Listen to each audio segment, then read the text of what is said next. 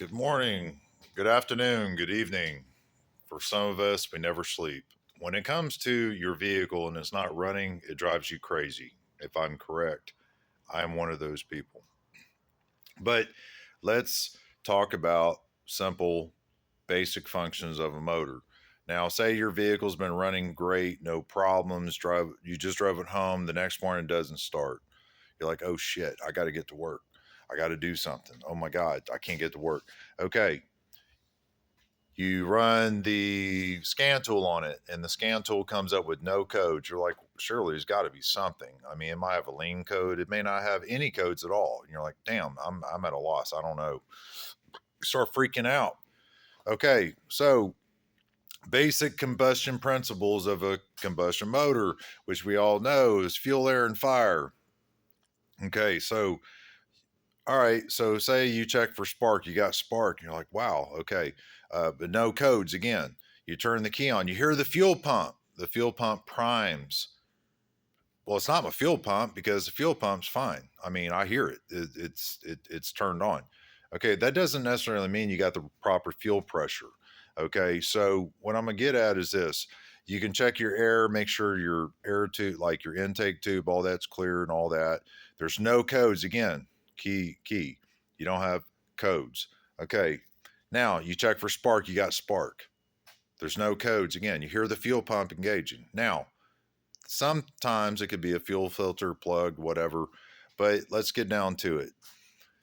No codes. You hear the fuel pump priming. You have to test your fuel pressure. I don't know how to explain it. We have to test the fuel pressure. You may not have enough fuel pressure. Do things go bad overnight? Could you drive all over the city and everything else and nothing was wrong? The very next day, can it go bad? Yes. Do we wake up sometimes and we were fine the night before, we get up and then all of a sudden the next day we're dying, we're hurting. We didn't do anything different, but we're dying. Yes, it happens. So what I'm going to say is this: whenever you have a crank no start, you hear the fuel pump, but you don't know the fuel pressure. You have to put a fuel pressure gauge on the car. I know that you don't want to hear that, but you have to put this on the Schrader valve and you have to test it. And the key is you hear the pump, but that doesn't mean that it's supplying enough. Okay. A lot of times, if you have no codes at all, and it cranks over, but it's not uh, starting, or you have to prime it 3 times. You hear the pump engaged, and then you start it up, and it barely starts up. It runs horrible. Um, you're probably going to have a fuel pressure issue, fuel related issue. It could be in the tank. It could be a hose in the tank. It could be the fuel filters plugged, but you have to use a tester on it to verify what the manufacturer spec is on it. Again, crank, no start. You have spark. You have no codes. Could it be a sensor? Could it? Yes, it could. It still could. But you have to put this on here. Verify. Save yourself a lot of gray hairs and a lot of long days and nights and reading and everything else. If you have, if you know you got fuel pressure and then it doesn't drop or just go back to the tank or however it works, if you know you got fuel pressure, then that's one thing out of the equation.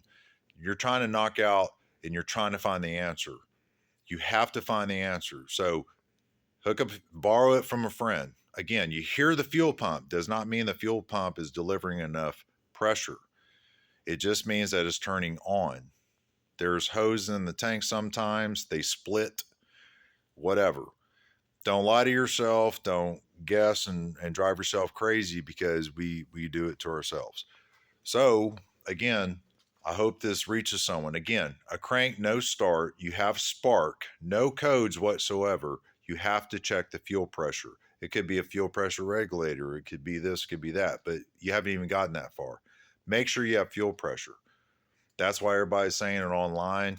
We talk to each other. We drive ourselves crazy because we don't want to drop the tank. We don't want to change all that. We don't want to spend the money, but it's going to drive you more crazy if you don't do the test and you're guessing.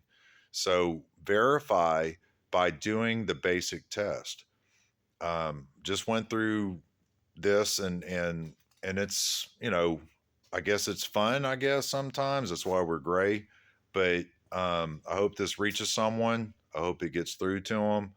Test your fuel pressure. If you have a crank no start and you hear the fuel pump, that does not mean you have enough pressure. It's got to go by manufacturer spec. It could even be low, it'll still run. Another key factor, you hit on the fuel pedal and it just dies. That means it's not enough fuel pressure. You know, you can pull out the vacuum line off the fuel pressure regulator. If you got fuel in it, then that diaphragm is split. That could be another thing, but you have to check fuel pressure and make sure that your car has what it needs in order to run. I hope this reaches you well. And I wish the best for you. Good luck.